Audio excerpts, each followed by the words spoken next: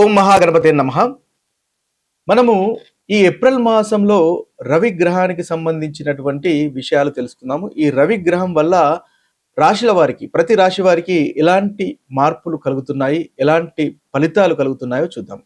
ముఖ్యంగా ఈ ఏప్రిల్ మాసంలో రవి 2 రాశుల్లో సంచారం చేస్తున్నాడు. 1 నుంచి దాదాపు ఏప్రిల్ 1వ తేదీ నుంచి 13వ తేదీ వరకు మీన రాశిలో రవి యొక్క సంచారం అనేది ఉంటుంది. ఆ తరువాత అంటే దాదాపు 14 నుంచి ఈ మాసము చివరి వరకు అంటే 30వ తారీఖు వరకు కూడా మేష రాశిలో రవి యొక్క సంచారం అనేది ఉంటుంది. అంటే ఈ రవి యొక్క సంచారము మీన రాశిలోను మేష రాశిలోను ఈ 2 రాశుల్లో ఈ ఈ మాసంలో ఉంటుంది. ఈ రాశి ఈ యొక్క సంచారాన్ని ఆధారంగా చేసుకొని మనము అన్ని రాశుల వారికి ఎలాంటి ఫలితాలు కలుగుతున్నాయి, ఎలాంటి అనుకూలత ప్రతికూలత ఫలితాలు కలుగుతున్నాయో చూద్దాము.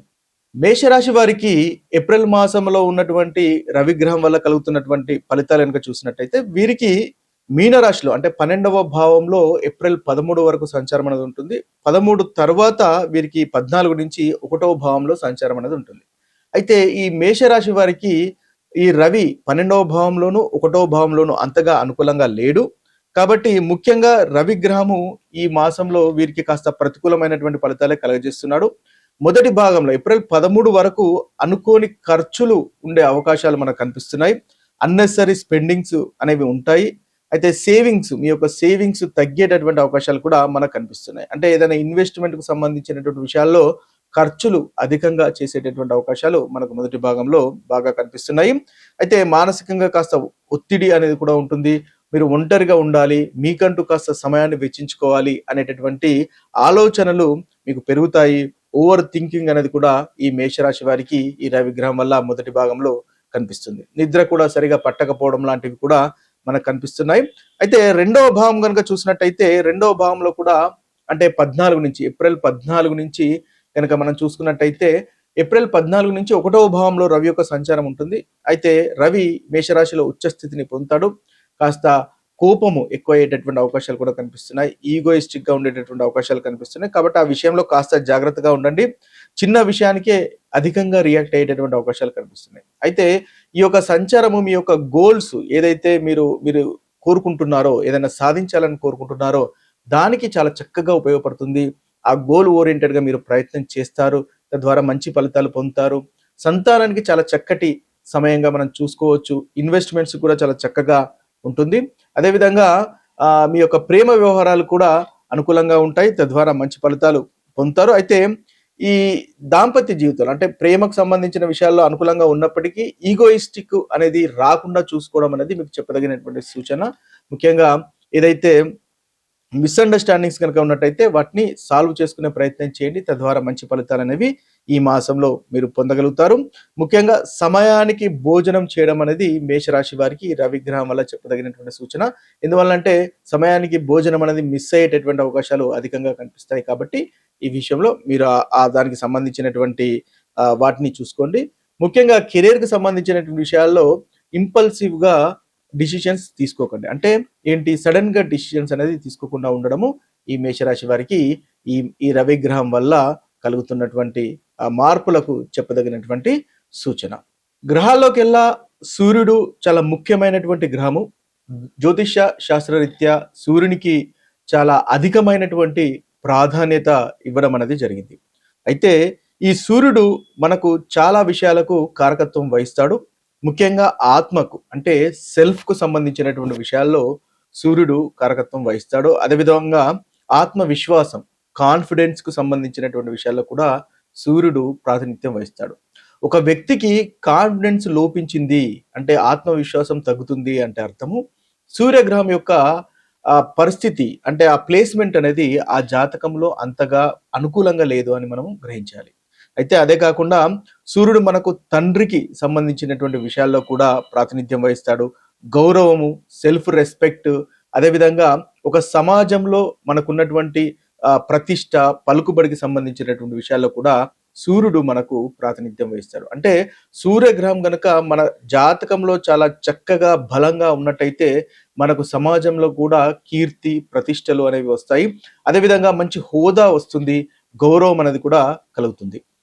అంతేకాకుండా మీకు సూర్యుడు కనుక బలంగా ఉంటే లీడర్షిప్ క్వాలిటీస్ అనేటివి ఉంటాయన్నమాట. అంటే మీరు ఒక టీం లీడ్ చేసిన ఒక రాజకీయ నాయకులైనా పొలిటీషియన్స్ అయినా వీరందరికీ ఆ రవి ఎప్పుడైతే చాలా బలంగా ఉంటాడో, సూర్యుడు ఎప్పుడైతే చాలా బలంగా ఉంటాడో వారికి చక్కటి లీడర్షిప్ క్వాలిటీస్ అనేవి వస్తుంటాయి అన్నమాట.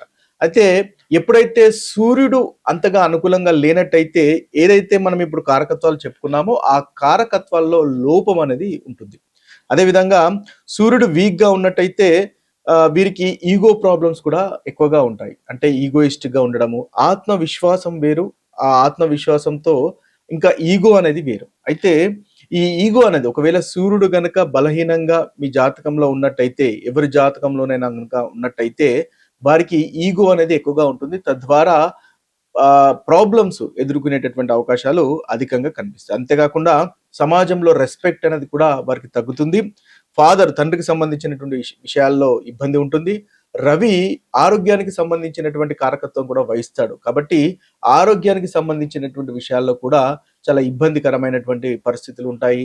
ప్రభుత్వానికి సంబంధించినటువంటి విషయాల్లో, మీ పై అధికారులతో మీకున్నటువంటి సత్సంబంధాల విషయాల్లో కాస్త ఇబ్బందికరం అనేది ఈ రవి బాగాలేకున్నట్టయితే మనకు జరుగుతుంది. అయితే ఎప్పుడు రవి మీరు స్ట్రాంగ్ గా ఉన్నట్టయితే ఇతరులను డామినేట్ చేసేటటువంటి లక్షణాలు కూడా కనిపిస్తాయి. అంటే ఇతరులను లీడ్ చేసేటటువంటి లక్షణాలు, ఇతర కాన్ఫిడెన్స్ తో ముందుకు వెళ్ళేటటువంటి లక్షణాలు, ధైర్యంగా నిర్ణయాలు తీసుకునేటటువంటి లక్షణాలు మనకు రవి గ్రహం వల్ల కలుగుతాయి. అయితే రవి వీక్ గా ఉన్నట్టయితే ఈగోయిస్టిక్ గా ఉంటారు, కోపం అనేది అధికంగా రావడము, అంతేకాకుండా ఈ అథారిటీకి సంబంధించినటువంటి ఇష్యూస్, పై అధికారులతో ఇబ్బందులు, ఇవన్నీ కూడా మనకు రవి గ్రహము వీక్ గా ఉండడం వల్ల వస్తాయి. అయితే ఒకవేళ మీకు వీక్ గా ఉన్నట్టయితే ఎలాంటి పరిహారాలు చేసుకోవాలి, లేదా ఒకవేళ మీకు స్ట్రాంగ్ గా ఉన్నట్టయితే ఇంకా మంచి ఫలితాలు కలగడానికి ఎలాంటి పరిహారాలు చేసుకోవాలి అనే గనక మనం ఒకసారి గమనించినట్టయితే, రవికి ముఖ్యంగా సూర్యోదయంలో సూర్య ఆరాధన అనేది చాలా ముఖ్యం. అంటే మీరు సూర్యుని గనక ఉదయం ఆరాధించినట్టయితే చక్కటి పరిస్థితులు మీకు నెలకొంటాయి. అదేవిధంగా ఆత్మవిశ్వాసం పెరుగుతుంది, మీరు అనుకున్నటువంటి పనులు సాధించగలుగుతారు. ముఖ్యంగా ఓం సూర్యాయ నమః అనేటటువంటి మంత్రాన్ని ఎవరికైతే రవి బాలేడో మీ యొక్క జాతకంలో వారు రోజుకు 11 సార్లు కానీ లేదా 21 సార్లు కానీ జపించినట్టయితే మీకు రవికి సంబంధించినటువంటి అనుగ్రహం అనేది పెరుగుతుంది. తద్వారా చాలా చక్కటి ఫలితాలు మీకు కలుగుతాయి. అదేవిధంగా సూర్య నమస్కారాలు కూడా చేయడం వల్ల యోగాలో ఒక భాగం. సూర్య నమస్కారాలు కూడా చేయడం వల్ల మీకు సూర్యుని వల్ల ఏదైతే సూర్యుడు బాగాలేకపోతే కలిగేటటువంటి అనారోగ్యాలు కూడా తొలగిపోయి చక్కటి ఆరోగ్యం కూడా కలుగుతుంది. సూర్య నమస్కారాలు కూడా మీకు కాన్ఫిడెన్స్ అనేవి ఇంప్రూవ్ చేస్తాయి. తద్వారా చక్కటి ఫలితాలు అనేవి కలుగుతాయి.